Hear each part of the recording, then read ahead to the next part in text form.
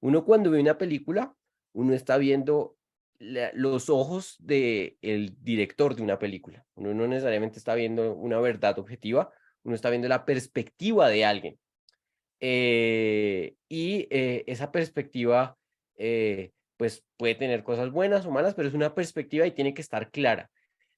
Yo creo que eso es lo que en últimas resume qué es un encuadre. A veces se le denomina de diversas maneras, ¿no? Caracterización, contextualización, se usa a veces del anglicismo de framing, pero todo hace referencia al mismo fenómeno, ¿no? Y es la capacidad que tienen esos debatientes o los debatientes de cualquier debate para ubicar un contexto, para tener un contexto en donde puedan ubicar sus argumentos. ¿Qué es eso del contexto? Es pintar con palabras, es dar imágenes mentales. Es que cuando las personas los escuchen, se imaginen algo en concreto. Y acá yo voy a hablar algo específico que pasa en mi país, y es que en mi país cuando las personas no están bien preparadas, empiezan a usar conceptos grandes, ambiguos, para no decir nada, pero aún así estar hablando, ¿no? Entonces, empiezan a usar palabras rimbombantes como fenómenos, complejidad, usan conectores sofisticados y empiezan a adornar esas afirmaciones hasta un punto tal que uno, bueno, los escucha hablar y uno, bajo ciertos criterios de procesación, uno puede decir qué persona tan educada, qué buen lenguaje está usando, pero es un discurso hueco. Y a veces, eso tiende a pasar mucho con las personas novatas en cualquier formato de debate, porque el primer reto que uno tiene como debatiente es cumplir el tiempo mínimo para hablar. Y entonces el principal objetivo del debatiente es intentar llenar, llenar, llenar espacio, y en llenar ese espacio a veces se extiende en prosa que no sirve para nada. Entonces, esta clase es un poco para que se pueda cumplir el mínimo requisito de hablar durante el tiempo establecido, sea cual sea, sean 7, 8 minutos, 4 minutos, el que sea, pero hablar con propósito, y es el de dar un contexto, ¿no? Y el de dar una imagen mental.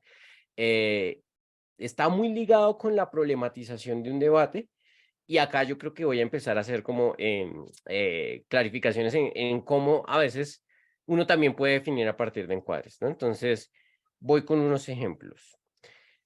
En debate competitivo Parlamento británico se usan las siglas esta casa, ¿no? Pero pues básicamente eso no influye en la naturaleza, ¿no? De la moción, ¿no? Podemos entenderla simplemente como apoyar la migración del campo a la ciudad. Esa puede ser una moción de debate. Cuando uno le entregan esa moción, uno puede tener la tentación de definir qué es migración, qué es campo y qué es ciudad, ¿no? Eh, Uno puede definir migración como ese proceso de desplazarse de un lugar a otro, y si uno define así, pues esa definición no daría mucho o no serviría mucho para el debate. Campo y ciudad, uno también hasta cierta medida las podría definir, pero en este caso, yo creo que bajo unos estándares mínimos uno podría decir eh, la moción puede ser suficientemente clara como para decir que hay unas personas que vienen en la ruralidad y hay unas personas que vienen en centros urbanos. Más o menos las personas tienen unas preconcepciones de cuáles son esas imágenes mentales. Yo creo que no sería algo muy gravoso o algo pernicioso que no se dieran definiciones sobre cada uno de esos conceptos, ¿no? Pero que, por ejemplo, en este ejemplo no tengamos la necesidad de una definición, no significa que no haya necesidad para hacer encuadre, porque siempre hay necesidad para dar un contexto y un encuadre.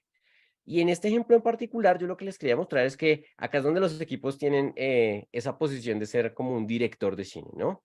Porque uno puede decir, en muchos contextos, la migración al campo, a la ciudad, se da por dinámicas violentas, porque en tu espacio rural hay un conflicto armado que te quita la posibilidad de disfrutar de tu territorio, que te quita la tranquilidad de criar a tus hijos o darles los mejores servicios. Y en ese orden de ideas, la ciudad se convierte en un espacio de refugio en donde, pues, puedes seguir creciendo y desarrollándote como ser humano, pero también puedes tener mejores servicios para las personas. Y entonces, bajo esta explicación, uno puede decir, claro, las ciudades son un espacio de refugio, son un espacio de crecimiento y prosperidad, Y uno podría tener una imagen de la migración al campo, a la ciudad, como una idea de progreso. Y eso que les acabo de comentar es un encuadre, ¿no? Y es un encuadre que no hasta cierta medida, es aplicable para algunas personas que tienen que emigrar, ¿no? Pero por el otro lado, yo también podría decir que, la migración de campo a la ciudad se da principalmente por personas con condiciones socioeconómicas bajas, que son tratadas con hostilidad por las mismas ciudades y que terminan estando refugiadas en zonas que son terriblemente pobres o que son periféricas, que a veces son zonas de invasión y que en últimas son zonas en donde el Estado no puede proveer la mayor cantidad de servicios. Y entonces, ya presentando ese contexto, uno no se imagina migrar del campo a la ciudad como la maravilla de tener grandes servicios, mejor calidad de vida, sino como un espacio discriminatorio en donde tal vez simplemente se reproduzcan dinámicas de pobreza. Esas dos imágenes mentales que yo les acabo de dar son igual de verdaderas, ¿no?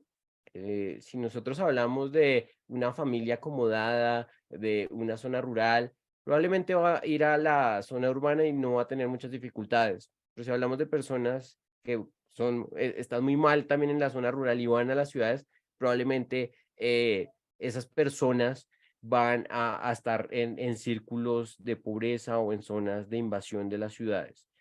Entonces, si ambas imágenes mentales son verdaderas, ¿cuál es la imagen mental que le debemos presentar al juez? ¿No? Ya es algo que los equipos tienen que decidir y van presentando en función de la posición que tengan, ¿no? Pero en últimas se trata de eso, de crear estas imágenes mentales. Ustedes, bueno, al menos en los formatos en donde yo participo, los debatientes no pueden usar nada de utilería, no pueden llevar imágenes, gráficas, estadísticas, porque lo que el formato en donde yo más que todo me especializo, lo que se busca es que los estudiantes traten al máximo de desarrollar esta habilidad de pintar imágenes con palabras, pero pues en los casos en donde se puedan respaldar, pues yo creo que pues, eso quita un poco ese incentivo, pero bueno, no conozco muy bien el formato en que ustedes, no sé si en su formato puedan presentar imágenes estadísticas, pero la gracia de los encuadres es esto, dar imágenes mentales, ¿no? Eh, Ojo acá, ¿no? Con las imágenes mentales, pues uno puede tener imágenes distorsionadas, hasta cierta medida ridiculizadas, extremas. Lo ideal es mostrar una imagen que sea lo suficientemente apegada a la realidad para que el encuadre sea creíble. Pero en últimas, esto es lo que vamos a aprender a hacer hoy. ¿Cómo es que hacemos que una descripción de la realidad pueda ser atractiva, llamativa, y en últimas, una imagen mental que respalde una forma de problematizar, ¿no? En esta moción en particular, si yo voy a apoyar la migración del campo a la ciudad, mi problema es la ausencia de servicios rurales y tal vez la forma estructural en que esos servicios en lo rural nunca van a ser iguales a los de la ciudad. Y si yo voy a estar en contra, yo puedo problematizar alrededor de la desigualdad y la profundización de las vulnerabilidades de ciertos grupos. Tengo problemas diferentes y ya en función de eso ya le tengo que convencer a los jueces de cuál problema es más importante. Simplemente para que quede claro, eh, todos los argumentos deben estar en ese ecosistema del contexto. Y ese ecosistema del contexto, ustedes lo van al principio con la problematización, pero pues, pasará también, tienen que estar dentro de los argumentos. Y ese ecosistema, ese contexto, esa imagen mental, sí que le va a cambiar pues la manera o la perspectiva en que un juez puede entender algo, ¿no? Porque muchas veces los jueces están como tabula rasa. Algunos formatos tienen jueces que juzgan de oficio, o sea, pueden involucrar su conocimiento especializado, pero cuando uno es tabula rasa, uno está esperando que alguien le explique por qué lo que debatimos es polémico, qué es lo importante. Y acá tengo una moción que a veces trata sobre, que también muestra muy bien esos contrastes, ¿no? Entonces la moción es, el movimiento LGBT y el LGBTQ+, debería enfatizar los valores familiares como parte de su activismo, en lugar de adoptar la visión de los valores de que los valores familiares no importan. Por ejemplo, si yo caracterizo que la mayoría de personas que van al movimiento LGBT han sido personas que en su ámbito familiar se sintieron excluidos, discriminados, sintieron que no encajaban bien y que ahora el movimiento que los protege les va a decir, promuevan los valores familiares. Es como si yo de ese contexto digo, algo no está bien con el movimiento, ¿no? Pero si yo, por ejemplo, enfatizo que el movimiento hoy en día se ve como un monstruo moral por ciertas personas que consideran que van a acabarse con los valores familiares tradicionales y que esas personas son las que obstaculizan políticas públicas incluyentes.